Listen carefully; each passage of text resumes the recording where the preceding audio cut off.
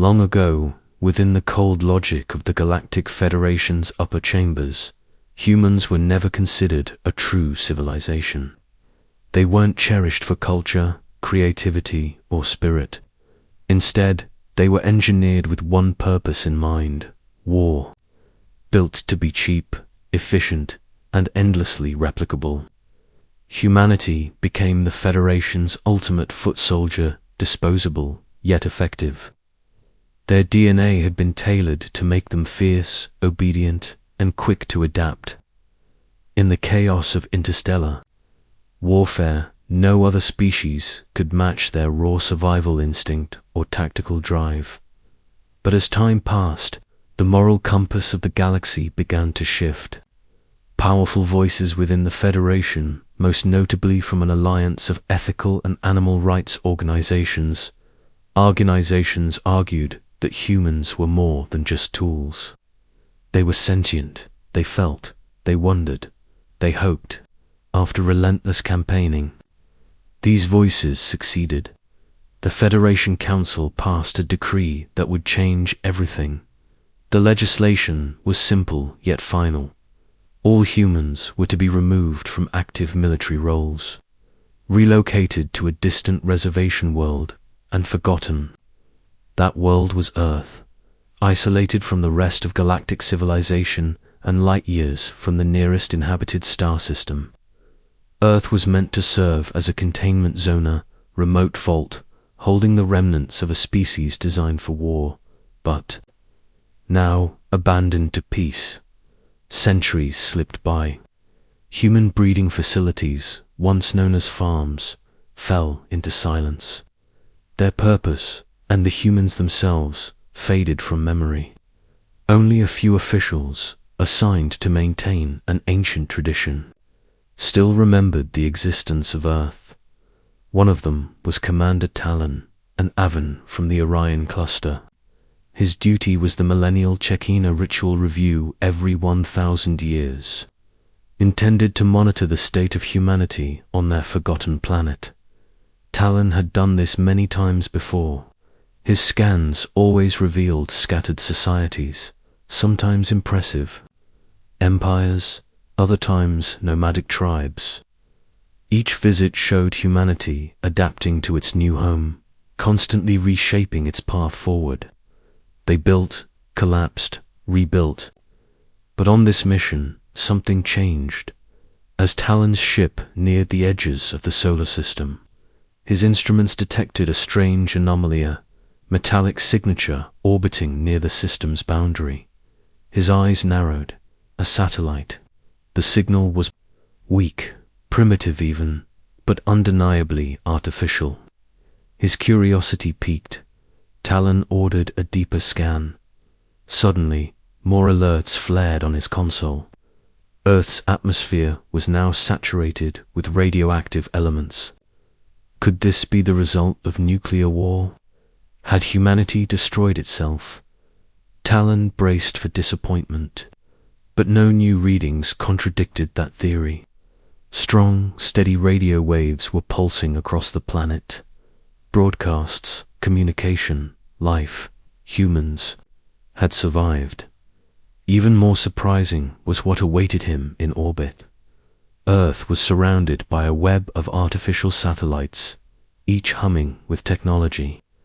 And there, floating calmly among them, was a space station compact but undeniably advanced. Talon blinked in disbelief. These humans had launched themselves back into space, just as he was composing a quick update for the Federation. Warning them of these unexpected developments, his ship jolted violently. Sirens screamed. The external camera feed lit up with images of small, agile spacecraft closing in fast. They moved with confidence, precision, and they were armed. Disruptor-class weapons were aimed directly at his hull. Then a voice clear, commanding, and unmistakably human cut through his comm system. Unidentified alien craft. Identify yourself. Talon froze. The humans were not only alive, they were organized, advanced, and very much aware of his presence. And now, he realized, they wanted answers. Commander Talon's shipper, masterpiece of the Galactic Federation's finest technology, now floated helplessly in low Earth orbit. It was no longer alone, but surrounded and immobilized by a fleet of smaller, fast-moving human vessels. Despite their modest size, the human ships demonstrated startling precision and coordination. Talon quickly understood that these crafts, and the humans piloting them, meant business. The voice that had come through the CUM system moments earlier carried more than just authority. It was a voice seasoned by decades of leadership and control. But what shook Talon even more than the aggressive posture or the swarm tactics was the clarity, structure, and fluency in the human's language. These were not the fractured, primitive descendants of an abandoned species. They were focused, disciplined, and clearly in control of the situation. Working quickly, Talon uploaded and transmitted his incomplete report to Federation Command. He flagged it with an urgent priority level, knowing the consequences could be severe. This mission, intended to be a quiet, routine check-in, had spiraled into a first contact scenario, one that was never supposed to happen. He leaned back for a moment, feathers bristling as adrenaline surged through his avian frame. Making contact was risky. The mere sight of him at all, bird-like alien, could provoke fear or aggression. He recalled his training from the Galactic Academy, particularly the chapters on first contact with pre-galactic species. There was something about easing into their belief systems, about assuming roles they were psychologically prepared to process. Then it hit him, an ancient human myth, a god, a celestial figure.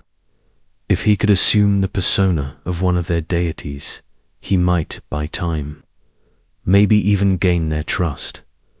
They've had stories of beings from the skies, he murmured to himself. To them, I could be one of those. As the human crafts latched onto his ship with magnetic tethers, pulling it toward their orbiting station, Talon took a deep breath and steeled himself. His plan was risky, but it was his best chance. He activated his communication channel again, this time modulating his voice to sound deeper, more commanding.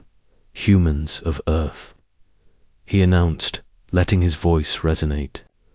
I come with a message from the Celestial Federation Guardians of the Stars. I seek an audience with your most esteemed leaders. Much has changed. You must know the truth. A tense silence followed. Then another voice replied. This one was deeper, more deliberate, with the calm control of someone who had weathered many storms. You speak our language fluently. Interesting. You're being brought to Station Helios. Prepare to be boarded. We'll talk. Talon exhaled slowly. They had taken the bait, or at least they were curious enough to listen. As his ship was maneuvered into the docking bay of the human space station, he glimpsed the sleek steel and solar panels reflecting sunlight in elegant symmetry. It was impressive. Not long ago, these humans had barely discovered steam power. Now, they had orbital infrastructure. He stood, brushed off his formal uniform, and composed himself. This encounter would shape the Federation's next move. Earth's future. Inside that space station, he wouldn't just be a commander. He would be a living myth. The docking bay hissed as Talon's ship sealed against the human station's airlock. Metallic doors slid open, revealing a pristine corridor, bathed in sterile white light. The scent of recycled air and ozone filled the space as Talon stepped out, his boots clicking on the polished floor. Waiting for him was a small reception party of uniformed human zealot, composed and clearly military. At the center stood a man who radiated authority. His silver hair and lined, weathered face spoke of decades in command. Yet behind the hard exterior was a glint of curiosity, a man who had seen much and expected even more. Talon recognized him immediately. Admiral Lansing, the man who had spoken to him earlier. "Welcome to Genesis Station," the Admiral said, extending his hand in the traditional human greeting, a gesture Talon had reviewed in his briefings. But Talon wasn't just here as a Federation observer. He was here to play a role. With deliberate flair, he ignored the handshake and instead raised his arms in a dramatic gesture, as if to mimic wings he didn't have. "Behold," he declared in a solemn, booming voice, "I am the one you know as Thotha Celestial, keeper of secrets, watcher from the stars." A hushed silence fell over the group. The name struck a chord. Admiral Lansing's brow furrowed. Thoth, the god of wisdom, the moon deity from ancient Egypt. "Indeed," Talon replied smoothly, trying to maintain the performance.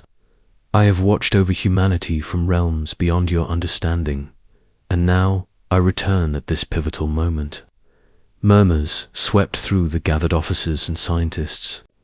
Some looked intrigued, others skeptical. Lansing, however, didn't outright dismiss the claim. He was a man of logic, but also of history. Myths had power. "Well, Thoth," the Admiral said, cautiously playing along, "you do bear a resemblance to the eye-besetted deity, but why return now?" Talon leaned into the moment, because humanity stands on the edge of transformation. "I have come to observe, to guide, and, if needed, to intervene." Without openly accepting or rejecting the alien's claim, Lansing motioned for him to follow. They moved through the station's interior, past rooms lined with monitors and historical records.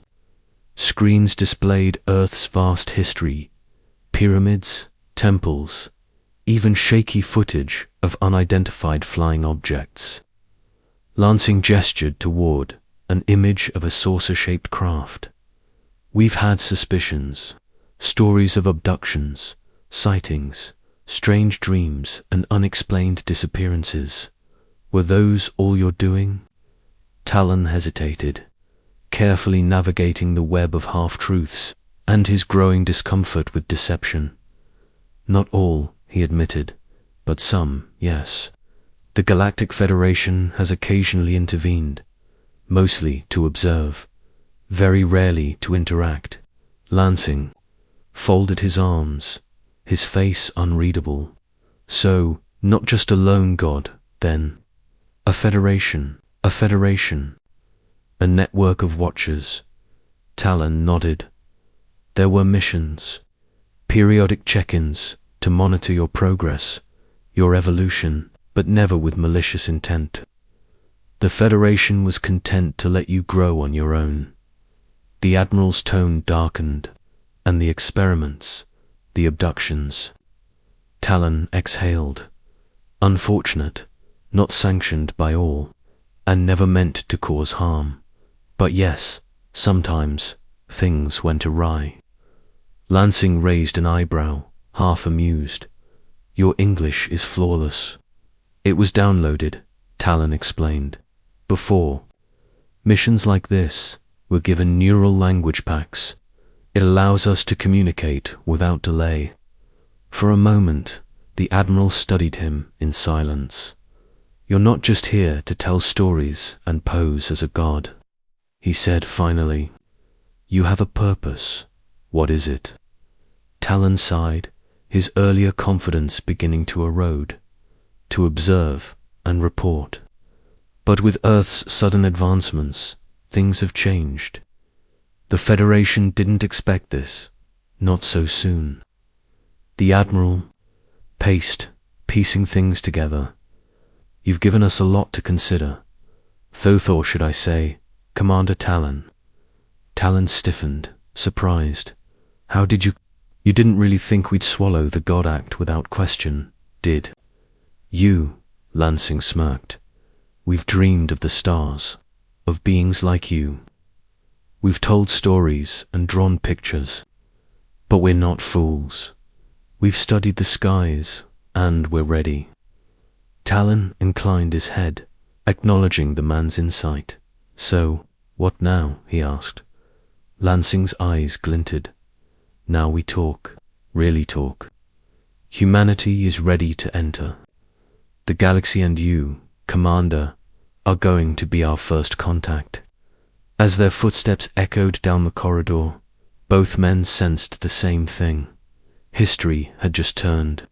The age of isolation was over. The age of diplomacy was beginning. The tension in the chamber was tangible.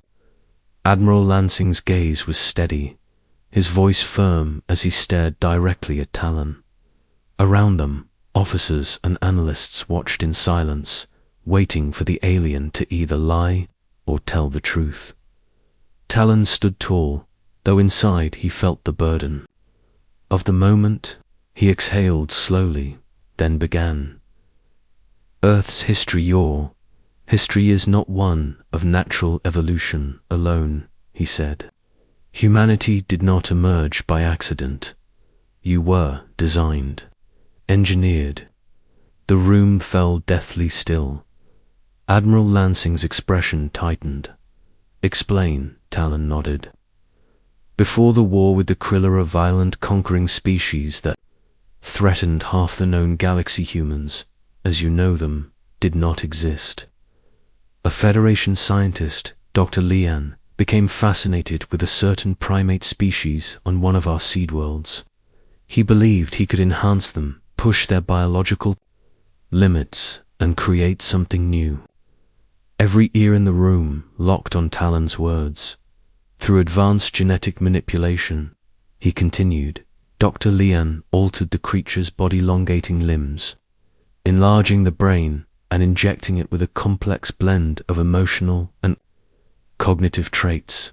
Aggression, yes, but also empathy. Intelligence, but also curiosity.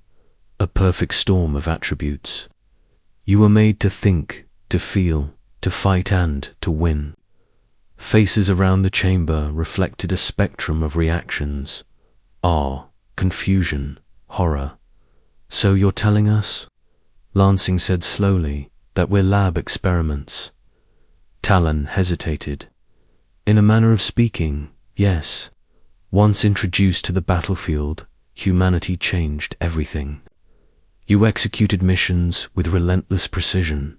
You adapted faster than any known species.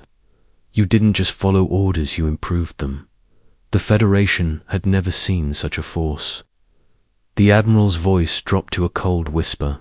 And, when the war was over, what did they do with us? Talon's voice faltered. They faced a dilemma. You had been created for war, but the war had ended. Many feared what might happen if humanity turned its talents elsewhere. Uncontrolled, unpredictable, so they decided to relocate you, quietly, to Earth. A hushed uproar swept the chamber. Whispers of betrayal, disbelief, and buried truths filled the air. Earth, Talon continued, was designated as a reservation world, closed off, monitored only by designated watchers like myself. No contact, no interference.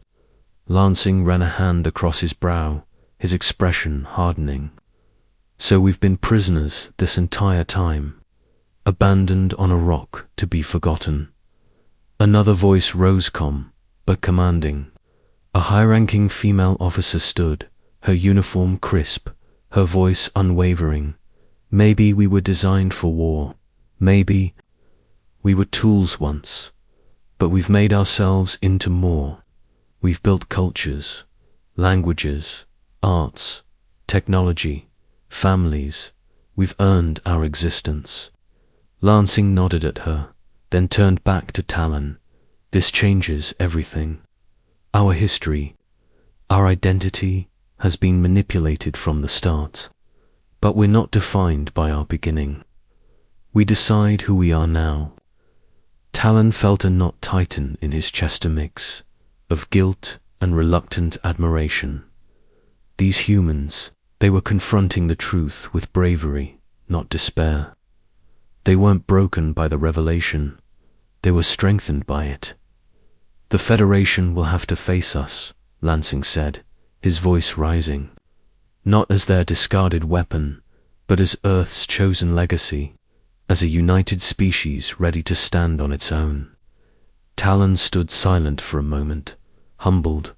In revealing their dark past, he had also lit a fire that could forge humanity's future, not as forgotten tools of war, but as a civilization reborn by choice, not design. The low hum of Genesis Station echoed like a distant heartbeat as Commander Talon's personal communicator vibrated against his uniform. The small device pulsed with a red icon. It was a high-priority transmission from the Galactic Federation Command Center. Talon's feathers twitched with unease. He knew exactly who was calling and why. Admiral Lansing, sharp-eyed and ever-perceptive, stepped forward. "Commander Talon," he said with calm authority, "I assume that call is urgent." Talon gave a small nod, trying to keep his face unreadable.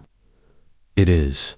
I need to return to my vessel to receive the transmission. Federation protocol." Lansing studied him for a moment, then gave a short, controlled nod. "Lieutenant Caro will accompany you," he said, gesturing to a tall, no-nonsense officer standing nearby. "The entry remains open. We need transparency between us. No secrets." Talon understood the unspoken warning. The humans were watching him now closely. Any step out of line, and their cautious diplomacy might turn into hostility.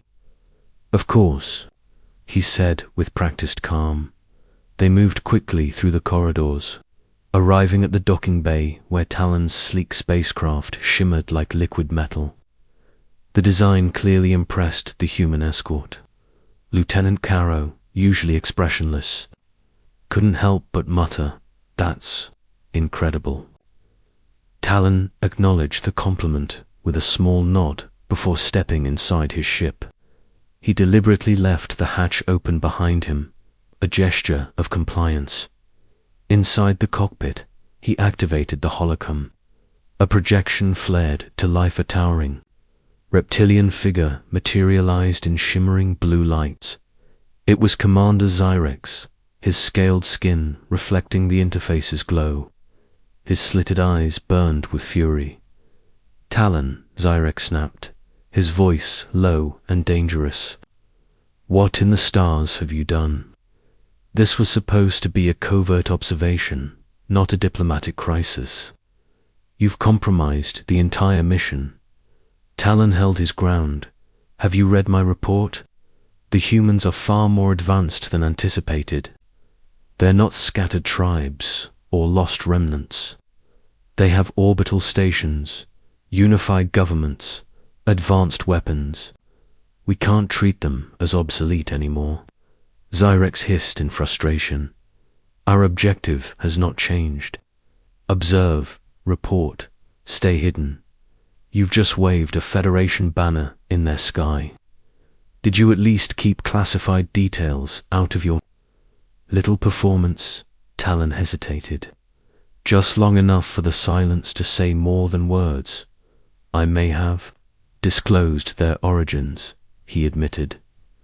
Zyrex's scales flushed a darker shedder sign of rage. "By the nebula, Talon, you told them we made them, that they were engineered for war. Are you out of your mind?" Talon stood firm. They deserved to know, and hiding it now would only increase the danger. "They're on the brink of interstellar travel, Zyrex. If we don't guide them, someone else will, possibly someone with far worse intentions. The Federation needs to control the narrative before it loses control entirely." Zyrex paused, his sharp features calculating. "You're suggesting diplomacy, turning this from a disaster into an opportunity." "Yes," Talon said, without hesitation. Send an envoy, acknowledge them, meet them as potential allies, not relics of a discarded war. The reptilian commander narrowed his eyes. You really believe this can be salvaged? I do. Talon replied. They're more than weapons now. They're a people, and they deserve a voice in what comes next. For a long moment, the only sound was the low crackle of the communication channel.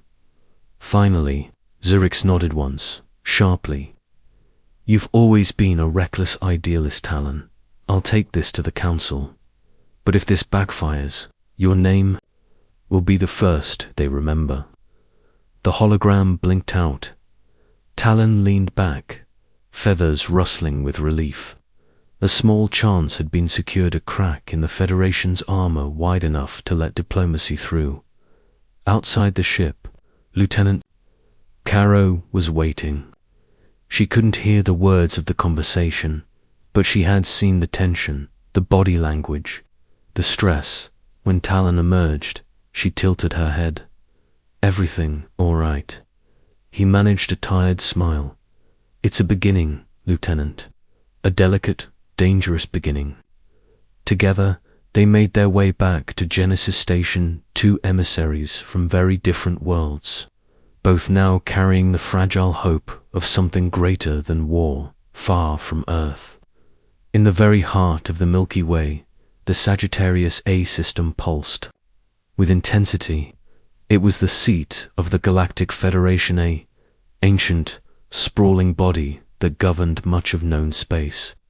Inside its colossal council chamber, constructed of radiant metals and holographic geometry, representatives from hundreds of alien species had assembled. The atmosphere buzzed with tension. At the center of it all, a massive holographic display hovered in the air, projecting a live image of Earth, green, blue, fragile, and suddenly relevant. Commander Zyrex stood at the central podium, his tall, reptilian form commanding respect. Beside him, floating panels displayed fragments of Talon's emergency report, hastily compiled and deeply concerning. The matter before us, Zyrox declared, concerns the humans of Earth, a species we once created, and intentionally abandoned. A murmur rippled through the chamber.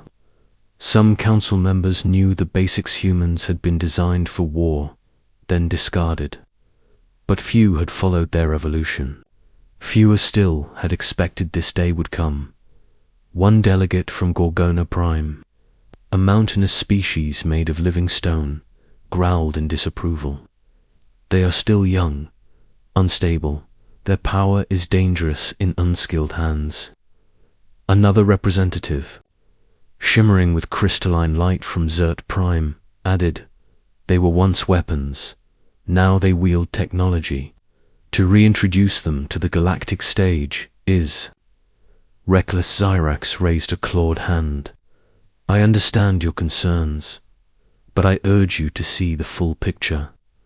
With emotion, the display shifted, showing clips from Talon's report. Humans, laughing, mourning, inventing, exploring. There were scenes of scientific triumphs, acts of compassion, even quiet moments of reflection. These beings, Cyrox continued, were born from our hands, but they have grown far beyond our designs. Yes, they can be violent, but they also show empathy, creativity, and a deep thirst for knowledge. They are no longer tools, they are people. The room quieted. A figure rose from the rear of the chamber. Venerable, elder, their glowing form shifting gently with age. One of the oldest species in the Federation.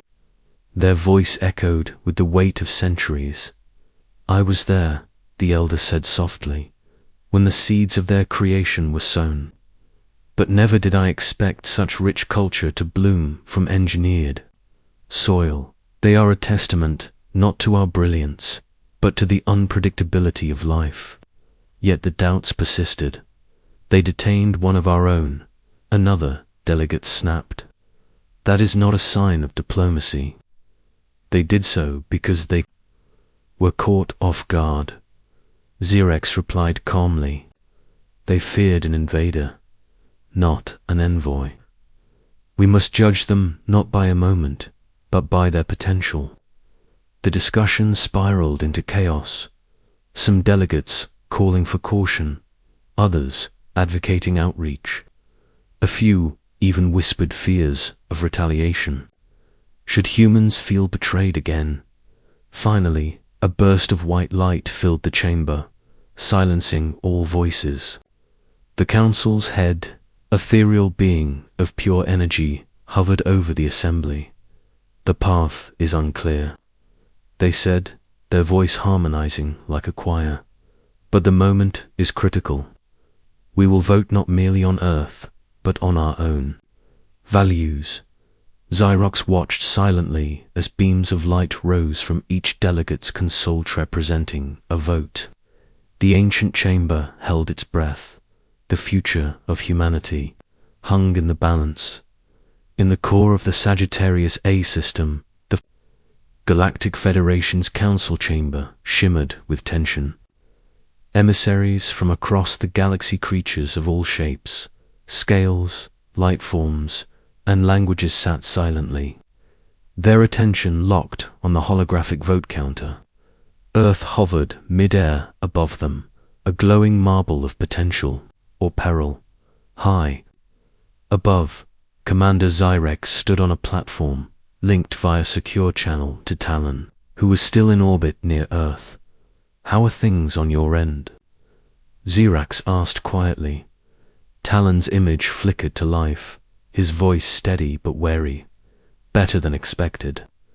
The humans have shown me nothing but grace. They're organized, intelligent, emotionally complex. They hope the Federation sees their worth. Xerox gave a solemn nod. They'll know their fate soon enough. The vote is moments away. At the center of the vast council chamber, the presiding officer, towering, translucent being with flowing light coursing beneath its skin, rose from its platform, commanding silence. Members of the Federation. The being's voice echoed, laced with power. We have debated. We have witnessed. We have listened. Now we must decide. The humans are our creation, born for war, discarded for peace. But today, they stand at the gates of the stars. What shall we do? The chamber remained hushed, heavy with consequence. A representative from the desert planet, Siriana, stood first. Robes flowing like liquid sand, her voice carried a hopeful note. The humans have come far in a short time. Yes, they were forged as weapons, but they've written their own story. They have built love, art, science, and a yearning to belong. We owe them the chance to continue. She sat, and her words lingered in the chamber like perfume. But then, from the other side of the hall, another rose, a delegate from Verdant Prime, a tree-like entity with a voice that cracked like dry bark. Rapid growth, it warned, often leads to collapse. Their curiosity is boundless, but so is their hunger. Today they want knowledge. Tomorrow they may crave power.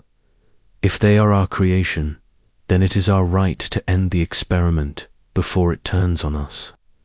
Murmurs followed. Both arguments weighed heavily at that moment. Xerox sent a final encrypted message to Talon. Prepare for any outcome, Commander. This is closer than I thought. Talon responded almost immediately, his voice low but resolute. The humans. No, they're ready, no matter the result. Then silence fell again. The presiding officer raised a glowing hand. It is time. Cast your votes. One by one, beams of light surged upward from each seat, forming a constellation of decisions. Across the chamber ceiling, each color represented a position for, against, or abstaining, as the final light flickered into place. The vote counter-tallied. A quiet gasp swept through the crowd. The motion had passed, barely by a single vote. The Federation had decided. An envoy would be sent to Earth. Humanity would be assessed, evaluated, not as an experiment, but as a potential ally. Relief and apprehension mixed in the air. It was not a promise of acceptance, but it was a doorway. Opened in orbit, Talon received the verdict. The humans will get their chance. Zyrax confirmed, his tone clipped but serious. Tell Admiral Lansing, let them prepare. This is a new chapter. Talon's breath caught in his throat. A new era was beginning for Earth, for the Federation, and perhaps for the galaxy itself. High above the Earth, aboard Genesis Station, the tension had shifted from fear to anticipation. In the observation deck, Talon stood before a massive window, watching the soft curve of the planet below. The swirling blues and greens of Earth shimmered beneath the sunlit horizon. But his focus was not on the beauty, it was on what was coming. Behind him, Admiral Lansing approached. His expression was a mix of pride, nerves, and disbelief. So, it's official? He asked, voiced quiet. Talon turned and nodded. The vote passed, barely, but the decision stands. A Federation envoy will arrive in 3 Earth weeks. Lansing looked out the viewport, the weight of history settling on his shoulders. Humanity has dreamed of this moment for generations, and yet no one ever expected it to come like this. It's surreal, Talon agreed, and dangerous. The Federation is watching carefully. They've never reintroduced a species like yours before. This will be unprecedented. Lansing crossed his arms. Then we must rise to the occasion. If this is our one shot at showing who we really are, we'll make it count. We'll need preparation, Talon added. Not just on the political level, your people, all of them, they must understand what's about to happen. I've already contacted the Secretary General of the United Nations, Lansing replied. She's en route. We're preparing for a global announcement, a live introduction to you, and to the Federation's arrival. Talon tilted his head slightly. You intend to speak to your entire planet at once? Lansing smiled faintly. It's a bold time. It demands a bold move. Just then, the station's airlock hissed open. The Secretary General entered, flanked by a handful of global representatives. She was a woman of composed strength. At the temples, sharped and unshakably calm. Commander Talon, she said, stepping forward and extending her hand. It's an honor. Talon responded in kind, this time returning the handshake as he had seen it demonstrated countless times. Madam Secretary General, he replied, the honor is mine. Before any public statement, however, she needed clarity. Before we speak to the world, I need to understand the full truth from you about humanity's origin. About Dr. Lien. Talon nodded slowly, understanding the magnitude of what was being asked. He began, his tone grave. Before the war with the Krilla, the species known as human did not exist in the form you recognize today. Dr. Lien, a Federation scientist, became obsessed with a certain primate on one of our settled worlds. He saw in them potential that could be shaped. He described the process, how Dr. Lien had altered the primate's body and mind using genetic manipulation, how he stretched limbs, enlarged brains, and instilled traits of curiosity, emotion, aggression, and intelligence. The goal, Talon said, was to create beings who could both think and fight, a sentient weapon. Humanity was born not by nature's hand, but by design. The Secretary General listened intently. And the Krilla, what happened to them? Talon's gaze darkened. They were defeated, but only because of humans. Once deployed, you were unstoppable, strategic, relentless, adaptable. Entire battles shifted because of your presence. You were the deciding factor in our victory. He paused, then continued with heavy regret. But victory came at a cost. You were too successful, too unpredictable. The Federation didn't know what to do with you, so they abandoned you. You were placed on Earth, left to grow on your own. No support, no guidance, just silence. The room fell quiet, the truth settling like a shadow across the chamber. After a moment, the Secretary General looked back up. Her voice was firm. We may have been engineered, but we lived, we evolved, we created meaning. That history, the truth, belongs to every person on this planet. And when we tell it, we'll tell it together. Talon nodded. The Federation will be listening closely. We'll be ready, she replied, and we'll face the stars not as experiments, but as equals. Lansing stepped forward. The broadcast is scheduled. Genesis Station will be the stage. It will likely be the most watched moment in human history. Talon gave a slow, measured nod. Then I'll contact my commander. But I believe the Federation will approve. As preparations unfolded throughout the station, a new energy took hold. Crews worked round the clock. Plans were drawn. Translations began above Earth, under the glow of ancient stars. The future of humanity was about to be spoken aloud for the first time, and for the entire galaxy to hear. The main assembly hall aboard Genesis Station had never seen such urgency. Technicians from Earth and Federation observers worked side by side, configuring massive screens, advanced transmission systems, and translation arrays. Every console hummed, every voice carried purpose.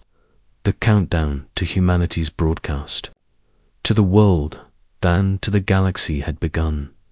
At the center of the stage, a raised platform was illuminated by focused lights.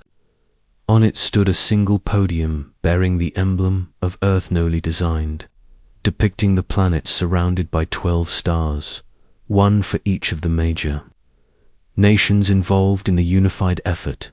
Beside it stood Commander Talon, his elegant alien uniform, pressed and formal.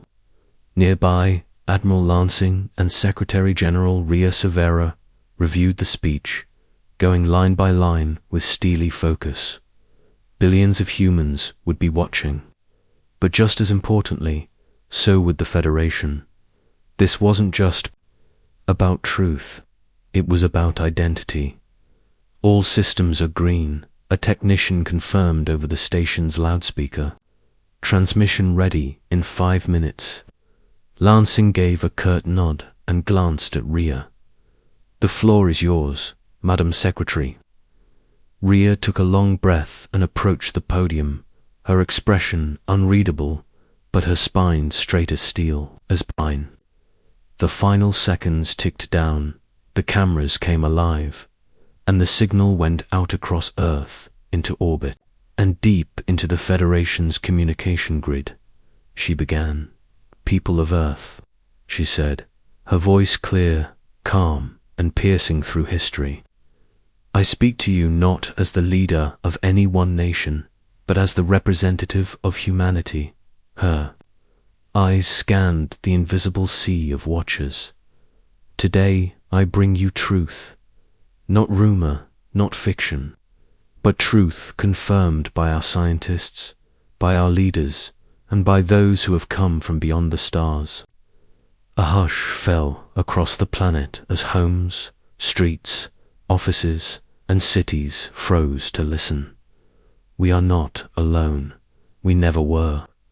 Our world, our species, was touched by forces beyond Earth thousands of years ago. We were shaped by design, engineered by a civilization known as the Galactic Federation. Their goal, to create a being capable of surviving war. And we, the human race, were the result. She let the words linger, but we were not just built for battle. We grew, we questioned, we created, we suffered, we loved. And in doing so, we became something greater than our purpose. We became human. On the edge of the platform, Commander Talon watched, his feathers ruffled ever so slightly, not from fear, but from awe. Rhea continued, her voice rising with conviction. We were abandoned by those who made us, left to forge our own path, and forge it we did. From the ashes of war, we built nations. From scattered tribes, we built a global civilization. From the whisper of stars, we built machines to reach them. In a few short weeks, we will be visited by delegates from the Federation. Some among them still see us as dangerous, others as miracles. But we know who we are. She stepped back slightly and motioned to Talon. And today, we do not speak as children of our creators. We speak as equals. And our answer to the stars is this: we are not tools. We are not monsters. We are not forgotten. We are ready. Across Earth, cheers erupted. In major cities, crowds burst into applause. People wept. Others stood in stunned silence, absorbing the reality. Some clung to faith, others to science. But one thing united them all: a sense of shared destiny.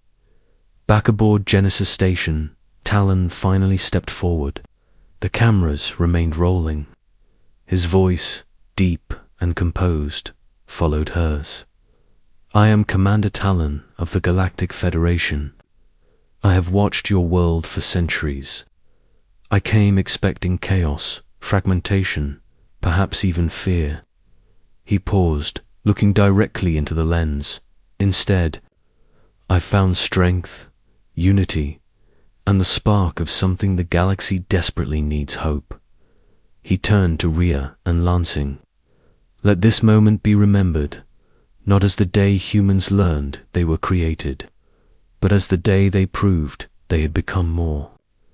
The feed ended. The silence that followed was not empty but sacred. The galaxy had heard Earth's voice, and it would have to answer. The broadcast traveled faster than anyone had imagined. Within hours, Earth's message had rippled beyond its solar system, bouncing across communication relays, deep space satellites, and ancient subspace corridors left dormant since the Krilla War. It was no longer just a transmission. It had become an echo, a signal of awakening that disturbed even the deepest shadows of the galaxy. In distant corners of the cosmos, species who had long forgotten the word human suddenly remembered. On Vulcanus Prime, a desert planet known for its monastic silence, the Grand Archivist paused mid-prayer as the signal arrived. His crystalline pupils widened. He had read of humans only in banned scrolls, creatures bred for war and buried in secrecy. Yet now he watched one of them speak with wisdom and restraint, declaring their rebirth with a voice that shook the stars in the floating citadels of the Draenary Republic. A council of telepaths absorbed the message collectively. At first, the psychic memory of what humanity had done in the war still echoed in their minds. But then curiosity began to eclipse fear. They speak not as weapons, one said, but as people.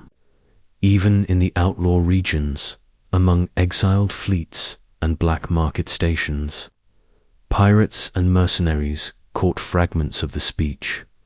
Rumors spread quickly. The humans are alive, they whispered. Not dead, not primitive. And they've just declared themselves. But it was in the Federation Council chamber where the most intense reaction unfolded. The Secretary of War, a towering insectoid from the Serac hive, slammed one clawed limb onto the central table. "This is a mistake," he hissed. "We should have eradicated them the moment they rose above tribal fire." Across from him, Ambassador Xerax remained composed. "They are no longer what we created," he replied calmly. "They are something else now, something new. This is evolution beyond our control, but not beyond our cooperation. And what happens," the Serac growled, "when they begin to expand, colonize, conquer? You think they'll forget they were once slaves of our design?" Xerax didn't flinch. "I think they'll remember everything and choose a better way." Meanwhile, back on Earth, the planet was in motion. Governments long divided by borders and politics. Scientific communities across nations began sharing data in ways never seen before. Defense protocols were rewritten. New departments were created to coordinate planetary diplomacy. For the first time in human history, the species wasn't preparing for war with itself. It was preparing for its entrance into a much larger stage.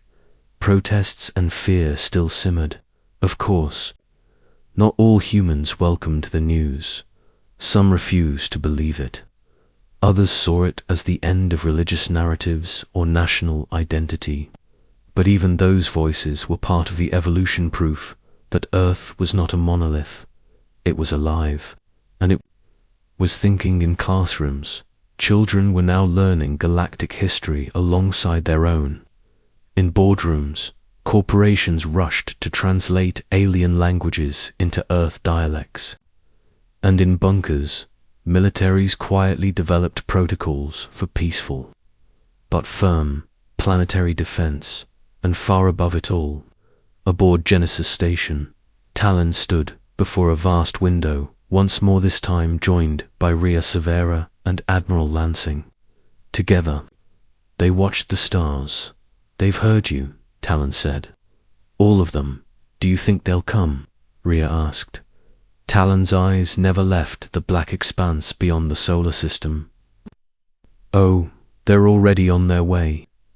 3 weeks passed in a blur of preparation, diplomacy, and mounting anticipation. Earth stood at the edge of a threshold it had never imagined crossing, not just first contact, but entry into a galactic civilization. Then, on the 22nd day, the sky above Earth changed. Without warning, the solar system shimmered with foreign energy signatures. Near the orbit of Neptune, a rupture tore open the fabric of space, like silk being drawn apart. From it emerged a procession of ships, sleek, elegant, and unlike anything humans had ever seen. Each vessel bore markings from a different species. They didn't arrive in silence, they arrived in formation, synchronized, deliberate. This was no military threat. This was a message. We see you. And now, we come to speak. Aboard Genesis Station, alerts rang softly, non-aggressive pings from the alien crafts requesting docking clearance and a formal meeting location. Admiral Lansing stood on the command deck, jaw set. "Is this all of them?" he asked the technician. Double quotes, "No, sir," the woman replied, hands moving across her console. "These are just the core delegates. The real audience will be watching remotely across the galaxy." He turned to Talon, who had watched the entire event unfold without blinking. "Are we ready for this?" Talon gave a small nod. "You are as ready as any species ever has been. And more than most." Within hours, the lead delegation vessel, an impossibly smooth ship with shifting colors and bioreactive hull, was granted permission to dock at the upper bay of Genesis Station. From its airlock emerged 3 beings, each representing a different cornerstone of the Galactic Federation. First came the Oryxy diplomat, a being composed entirely of soft light and flowing threads of energy. Its form shimmered and pulsed with thought rather than voice. Second, the Garelian historian, a massive beetle-like creature with a hunched back and glowing eyes, ancient, slow, but deeply respected. Third, the Velen arbiter, a thin, serpentine figure with a crown of horns and eyes like black pearls, cool, analytical, and famously difficult to impress. The room had been prepared in advance. Earth's representatives stood ready, with Secretary General Rhea Severa at the forefront, flanked by Admiral Lansing and Commander Talon. The moment they entered, everyone understood. This was not just a first meeting. It was a test. The Velen arbiter spoke first, its voice amplified through a small floating orb. We acknowledge the request for recognition submitted by Earth's representatives. You seek status as an emerging galactic species worthy of protection, trade, and voice. Rhea stepped forward with practiced grace. We do, but more than that, we seek understanding of who we were, and of who we now choose to become. The Oryxy shimmered. A wave of approval rippled through its energy field. You carry your history openly, the Garelian historian rumbled. Most species try to hide their past. Bury it. You have done the opposite. Because truth matters, Rhea said. Even when it's painful. The arbiter observed her for a long, quiet moment. Some on the council wanted to erase your world entirely. Others wanted to cage it. You were seen as a mistake.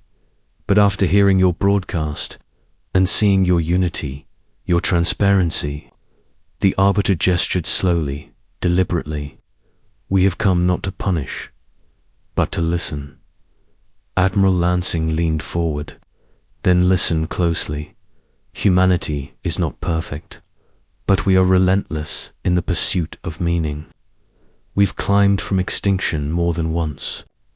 We've rebuilt after every fall, and now we're ready to contribute. The Oryxy dipped its light form gently. The Garelian let out a low, approving hum. The arbiter gave a final nod. Then let it begin, it said. The assessment of Earth. Talon glanced at Rhea and Lansing. This is it, he said quietly. They've agreed to consider Earth's petition. You've made it to the next stage. Rhea exhaled, her heart pounding. Then we show them what humanity really is. And so, as stars drifted silently beyond the station's window, Earth's greatest trial began. Not a war, not a conquest, but a conversation that could change the galaxy forever. The following days aboard Genesis Station felt like walking a tightrope over the void. Earth had been granted its chance, not alliance, but a rare invitation to prove itself. The Galactic Federation had initiated what they called the Trials of Worth. This was no single test, no simple exam. It was a series of evaluations, cultural, technological, ethical, and psychological, meant to determine if a species could be trusted to join the interstellar community. Few had passed. Fewer still had passed cleanly. And none, until now, had ever started that journey after being forgotten by design. Commander Talon briefed Earth's leadership in the war room. The Federation won't ask you to fight, he explained, not physically, but they will study how your society works under stress, how your people think, how they treat each other, and how they treat outsiders. Rhea Severa nodded grimly. So even our flaws will be magnified, especially your flaws, Talon confirmed. They're not looking for perfection. They're looking for intention. What you choose to do when no one's watching. The first trial came fast. A simulated planetary crisis was broadcast to Earth's networks and asteroid. on a collision course with one of Earth's most populous cities. While it was a Federation simulation, the data fed to Earth's satellites, sensors, and agencies was indistinguishable from reality. Panic began to ripple, but what mattered was the response. Within minutes, global space agencies mobilized, not just one nation, but many. Nations that once stood as rivals coordinated fleets, shared data, and built a rapid response strategy. The asteroid was neutralized digitally, of course, and the Federation recorded every detail: how Earth's leaders cooperated, how media reported the event, how the public reacted. Result: positive. The second trial was subtler, more human, in several major cities.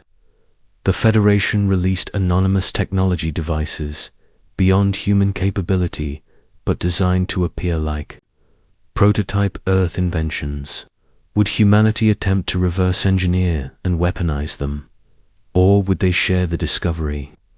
In most places, the devices were sent to universities. Some were turned over to the UN. A few were hoarded by corporations. But ultimately, a global research network formed, with open access and open data.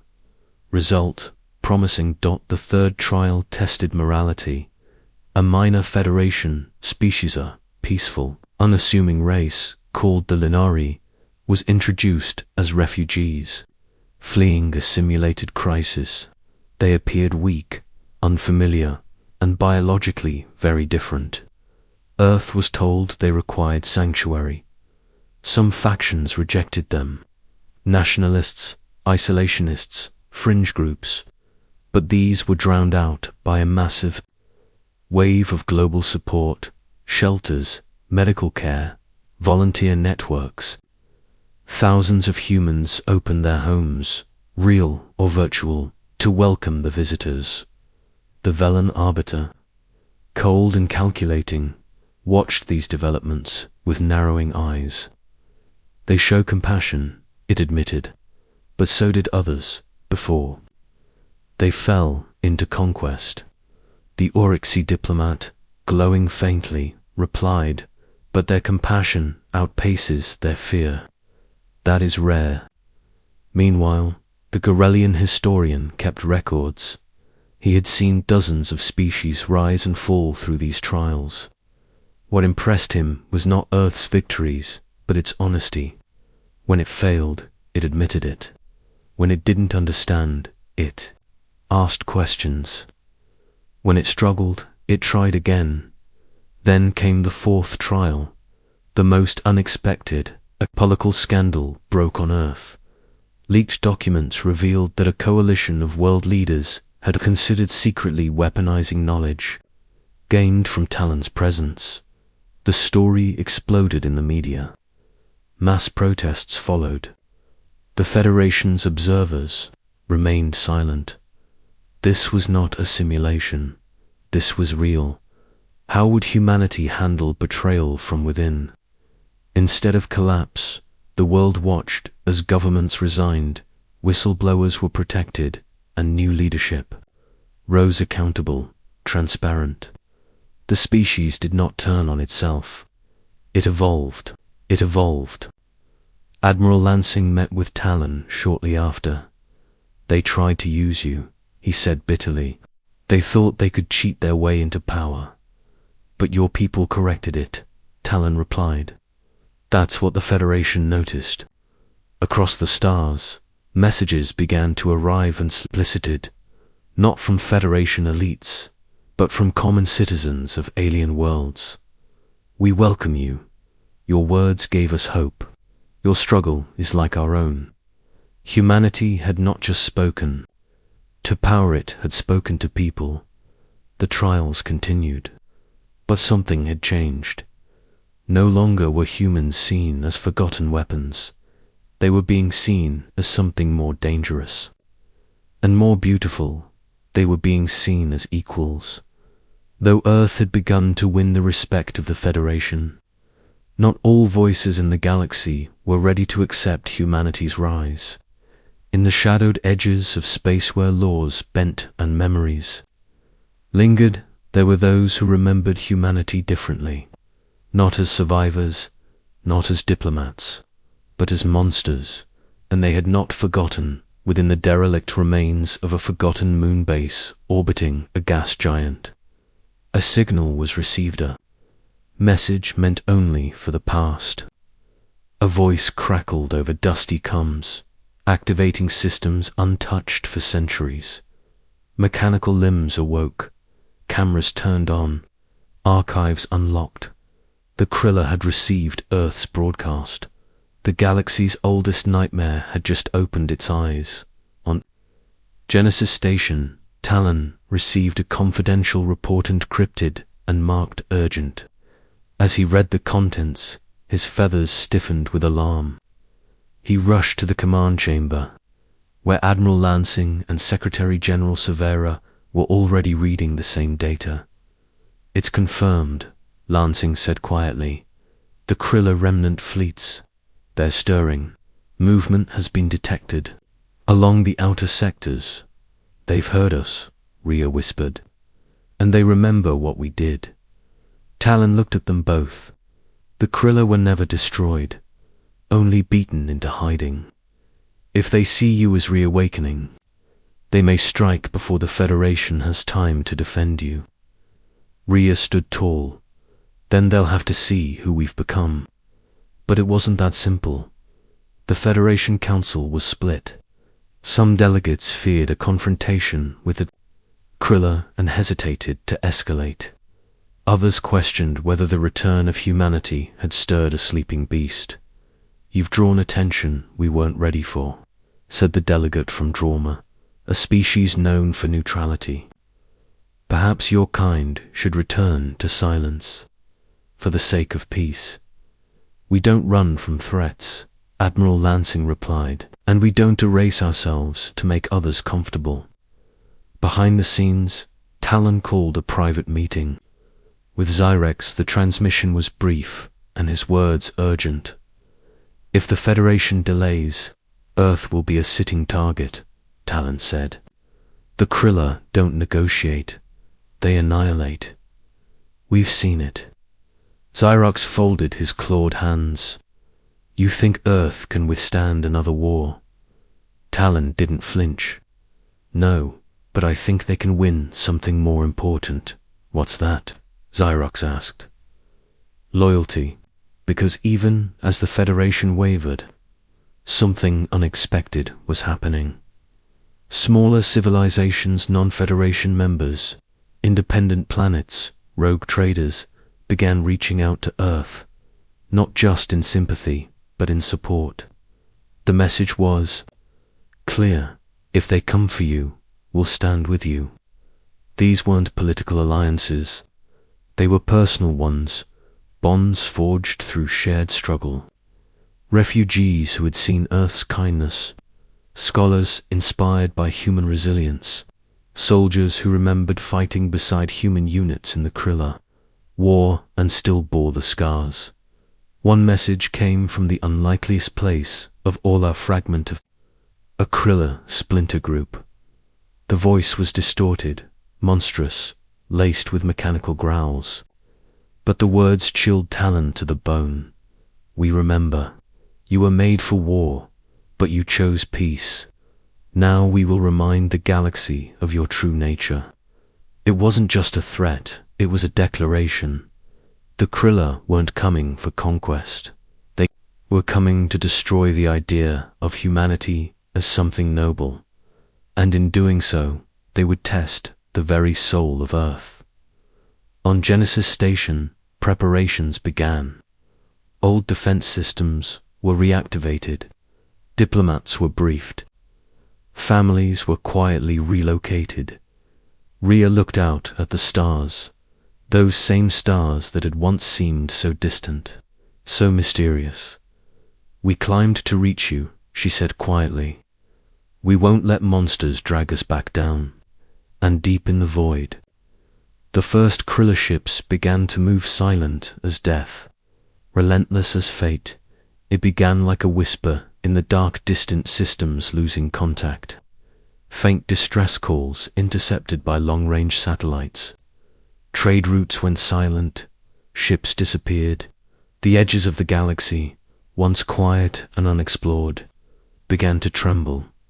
The Krilla had returned, not as conquerors seeking territory, not as diplomats seeking power, but as ghosts of war, rising from the ashes of a forgotten age bent on wiping clean the stain of human existence.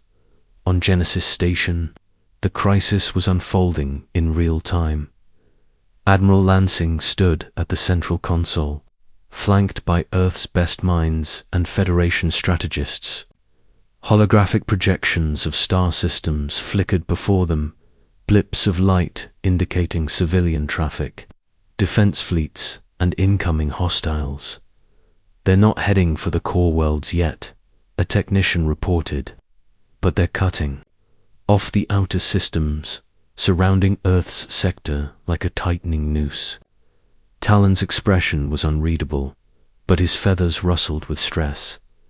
"They're isolating you, making sure when the strike comes, no one can help." "They want to make an example of us," Rhea said, "to prove to the galaxy that humanity was never worthy of survival. And if they succeed," Talon replied, "they'll do more than destroy Earth. They'll bury the hope you gave to 1,000 species." The Federation was divided. Half the Council called for immediate military response. The other half urged caution, afraid of reigniting a full-scale war they barely survived centuries ago. Meanwhile, Earth prepared for the worst. Defense satellites were activated. Atmospheric shields, previously theoretical, were brought online. Cities rehearsed evacuation drills, and still, the world didn't panic. In fact, something extraordinary happened. Instead of fracturing under the pressure, humanity unified. For the first time in living memory, no major war zones burned on Earth. Nations placed armies under a single planetary command. Factories that once made cars now produced orbital defense drones. Scientists from rival universities shared code openly. It wasn't fear that united them, it was purpose. This wasn't just about defending their home. This was about defending their right to exist. Then came the first contact, in the orbit of Proxima Centauri. A Federation outpost sent a distress signal under siege by a Krilla warcruiser. The Federation debated response, until Earth answered without waiting for approval. A newly formed joint Earth fleet comprised of ships from multiple nations entered FTL space. It was humanity's first organized interstellar response. They didn't arrive with overwhelming force, they arrived with resolve, and in that battle, something changed. The Krilla expected resistance. They didn't expect coordination. They didn't expect tactics modeled after their own. They didn't expect a species once created as weapons to now wield that same power with discipline. Earth's fleet drove them back. It wasn't a victory, but it was a message. We will not go quietly. The Federation Council finally shifted.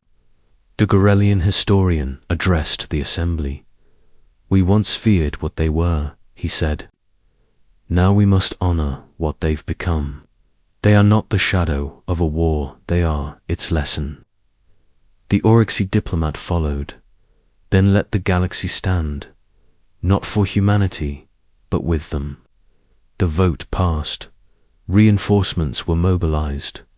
Treaties signed. For the first time, Earth had allies. Still, the Krilla advance did not slow. Their fleet was larger than anyone had expected. Ancient weapons, long banned, were seen in their ranks.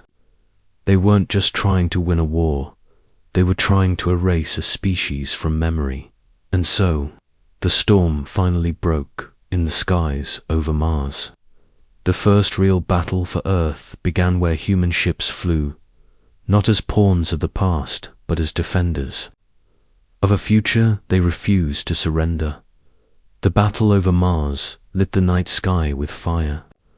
Red sands reflected streaks of plasma and bursts of light as Earth's unified defense fleet clashed with the terrifying power of the Krilla Armada. It was not just a battle for territory. It was not about Mars. It was about everything, about whether a species born for war could rise beyond it, about whether hope, unity, and identity were enough to survive the fury of those who still saw humanity as a mistake. The Krilla came in numbers no one had predicted.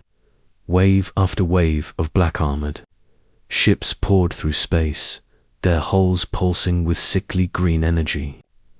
Their weapons were devastating, cutting through asteroid fields and vaporizing outposts with ancient forbidden tech. But Earth stood firm, led by Admiral Lansing. The Earth fleet moved as when hundreds of ships, synchronized not by domination, but by shared will. Ships from old enemies now fought side by side. Nations that once competed now coordinated without hesitation. Humanity, once fragmented and divided, had become something terrifyingly effective.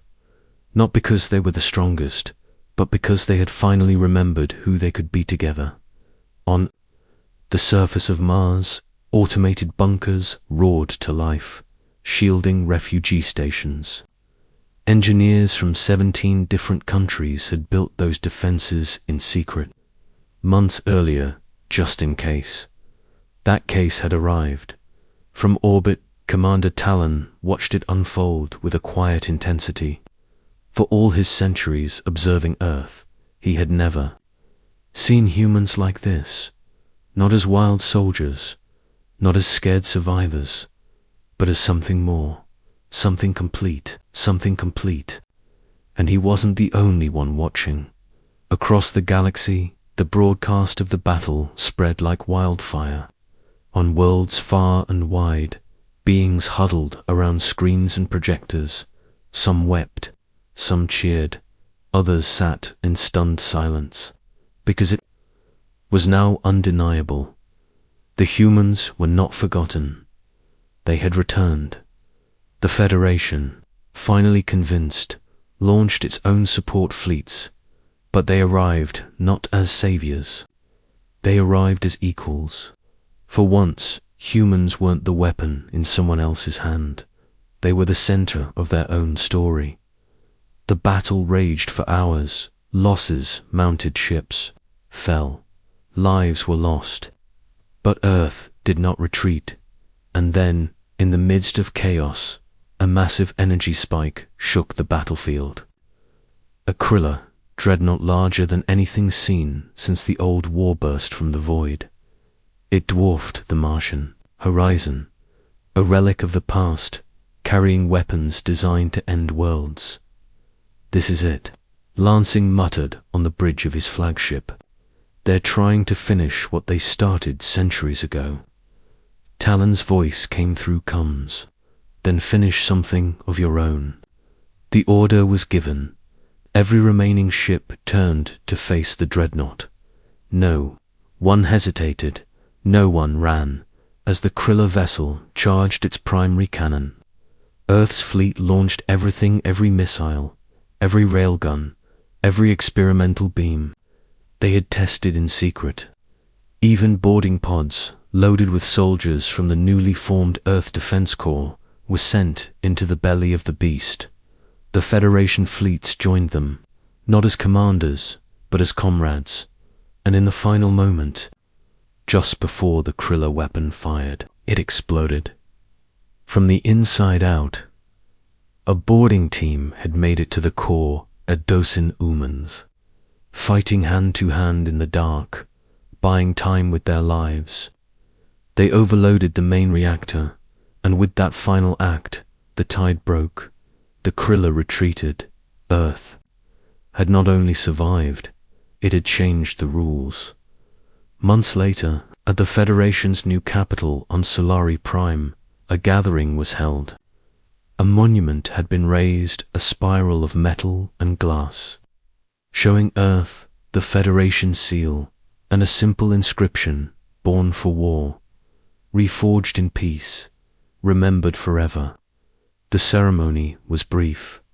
Secretary General Rhea Severa stood before a crowd of thousands, many from Earth, many not. Behind her, Commander Talon, Admiral Lansing, and dozens of Earth's brightest minds stood in quiet pride. "We were forgotten," she said. "We were discarded, but we did not vanish. We fought not to prove we were strong, but to prove we had become worthy of strength." The crowd applauded. From this moment on, Earth was no longer an anomaly. It was no longer a project or a warning. It was a member, a voice, a homeworld.